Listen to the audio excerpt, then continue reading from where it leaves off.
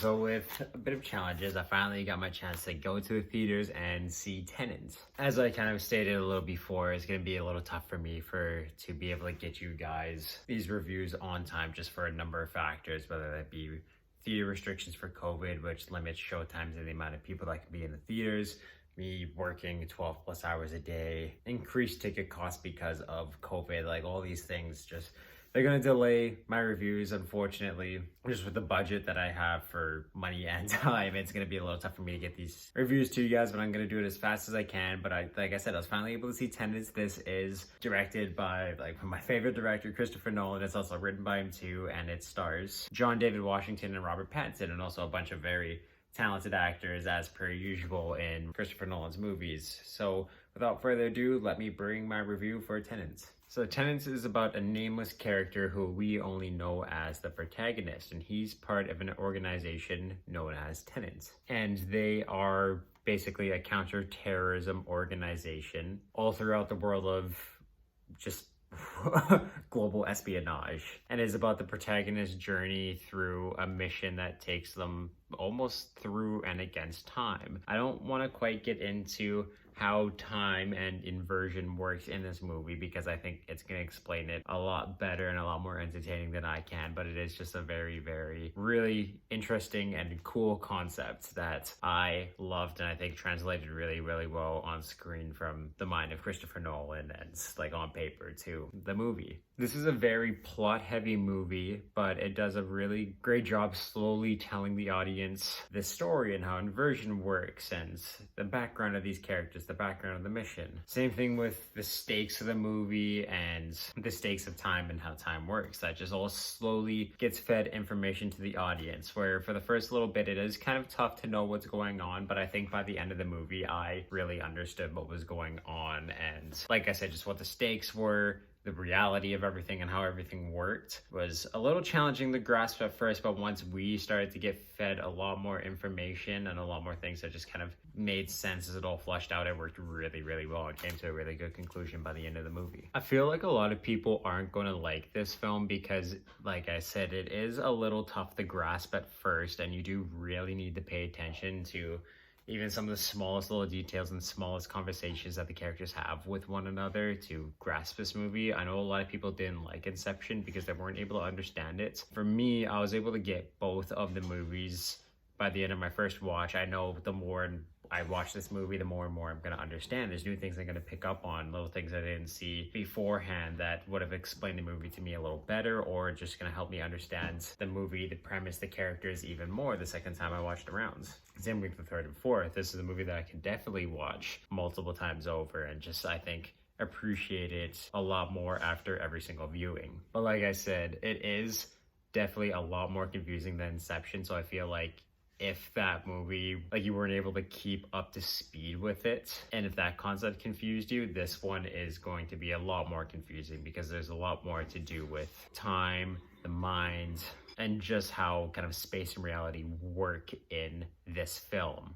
It definitely is a lot more plot heavy and a lot more philosophical than Inception I think ever was. So if you had a little trouble following that, I don't know if this is going to be a movie that you would enjoy, just because it is a little tougher to grasp and get a hold on than Inception was. In order to really appreciate this movie, you do really need to take the time, pay attention to the conversations, and go on the journey with the protagonist, where you're learning as he's learning, and you're picking up on little clues that he's finding in the world or other characters feeding him information on. If you're not paying attention to this movie, you're going to get lost really quick. But yes, this movie is just visually absolutely phenomenal, whether it be in its editing, its cinematography, its score. There's just so many times when it came to the shots, when it came to the fight scenes, I was just blown away about how great it all was and just how practical it was. There's hardly any CGI in this movie, which is super impressive. And kind of the scene that I think exemplifies this the most is a scene that involves a plane crash at an airport, where that is all 100% practical effects, which I thought was just absolutely mind-blowing. And like I said, just about everything in this movie, nothing is CG, where they filmed everything, but they had to edit fight scenes where one person is moving forward through time and another person is inverted and moving backwards through time, but they're fighting each other all at the same time. And I just thought it was brilliant how it was edited, and every punch was landing, and just how they were reacting to just everything. It was, like I said, it was just unbelievable, the editing in this movie, and just so impressive and nothing like I've ever seen before. And they just did an amazing job translating everything to screen. Even too, there is an amazing car chase scene where it's just the one thing too that I love about Christopher Nolan movies, and especially with this one, is every single little bit of action is telling a story and setting up something that's going to come in the future, which I thought was really, really cool. And then, like I said, I don't want to get too heavy into the plots, but every little detail, even in the fights, matters a lot, and it comes back and hits really hard when you know what's going on a little through the film. That all has to do with the version of the film, but for the spoiler's sake,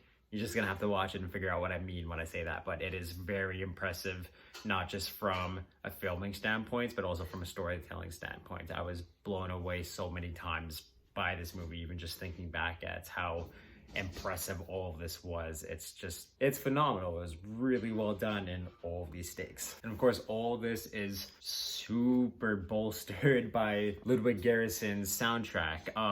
I definitely went into this movie thinking Hans Zimmer did the soundtrack, but because he's tied up with the soundtrack for Dune, Ludwig took over this, and holy, like I said, he did an absolutely amazing job with this film.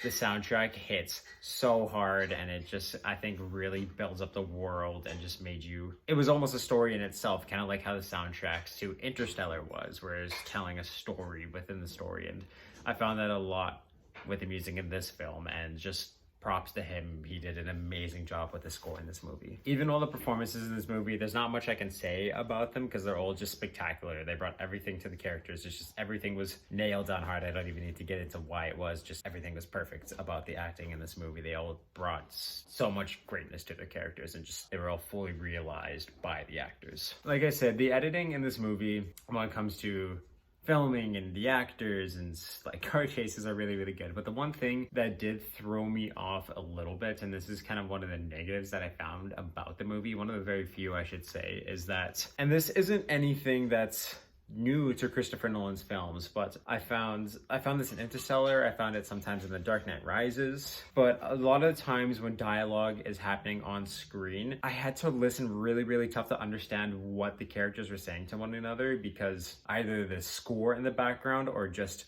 the noise that was going on in the background, like in the scene, if there's an explosion or just something going on, that was bolstered over the audio. And I understand that's how it would be in, like, if we were actually there in the scenario, and maybe that's what Christopher Nolan was trying to do by bringing us into the scene, but a lot of times it was just so hard to hear what the characters were saying. I was just able to pick up on it, but I could tell from a few people in the audience that I could just see like people like doing this and maybe a little over exaggerating, but I think some people might have a tough time hearing a lot of the conversations and a lot of the dialogue just because of how bolstered the score and the sound effects are over top of the dialogue. One thing too that I can understand with a lot of people, like if this is the case with some people, is that a lot of the characters don't really get their backstories or their motivations, even sometimes their emotions, flushed out or realized until kind of like the last 10 minutes of the movie. So until then, if someone says that they weren't really able to connect with the characters throughout the movie, I can understand that. Like I said, a lot of them aren't really given their full light as a character until the very end of the movie. So being able to connect with them for the first 2 hours and 20 minutes, I think might be a little common for a lot of people. Near the end of the movie, when it does flesh them out, I think they're all very fully realized characters, and it is something that you can really relate and respect and makes them all memorable by the end of the movie. So I do commend it for that. The one thing too is with the protagonist, it was a little tough for me to get into him because a lot of the story is told through Elizabeth Dickens' character, and she's kind of the heart of the story, and the protagonist is doing just about everything he's doing for her. And a lot of the time I wanted to learn about him, and I wanted him to be the story of this movie. I wanted to know what his motivations are, but everything that he was doing was basically for her. We didn't really get his motivation, so some of the times he didn't really feel like a character or a fully realized person. A lot of time he just felt like a tool to tell us, the audience, her story. So I was a little taken out by that. Like I said, maybe if I rewatched it another time, I'll pick up on a little things, but that's kind of what I felt after my first time watching Tenet. And I do have to say, this is my last drawback of the film, was that once I found out how inversion and time worked in this film, and once I started to understand it, a lot of the plot points that happened later on in the movie, I was either able to call like half an hour before, sometimes an hour before. It just became a little predictable to me what was going to happen and why it did happen. I still wasn't certain exactly how it was going to play out, but I was able to call a lot of the things that happened. I was happy that it did. It wasn't anything where it was just generic and super predictable and just kind of boring to watch afterwards. I was excited to see how it all unfolded because I was happy that I was understanding how time was working. So it's not like the biggest drawback. It did become a little predictable for me to realize how this movie was going to play out. Even the final battle, which is amazing in this movie, I knew exactly how it was. Well, I shouldn't say exactly. There was a couple things in there that threw me off, but if you just look at the bigger picture, not the little details inside, I knew what was going to happen and I was able to call all of that. But like I said, there's little details that shake it up and just really made me excited to watch everything that was happening on screen. And it didn't really at all take away from the movie for me personally. But yes, this movie did have an absolutely amazing opening scene and an amazing closing scene. And I was very, very happy with how the entirety of this movie turned out. And yeah, just those two scenes were kind of the standouts for me. There's so much. I was entertained the entire time watching this film. That's what I have to say about it. This movie did have me like on the edge of my seat and gripping my seat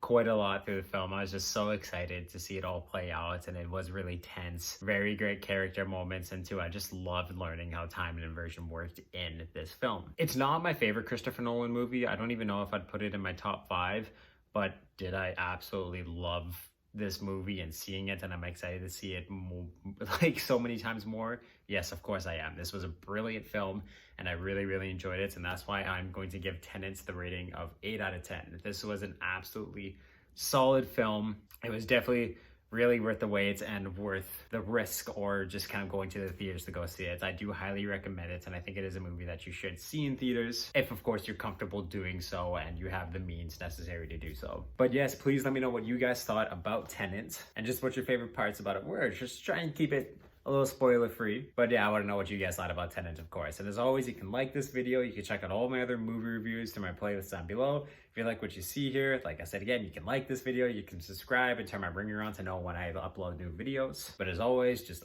awesome guys, and I can't wait to get to the theater and just watch more movies and review more for you guys, and I'll get them as soon as I can to you.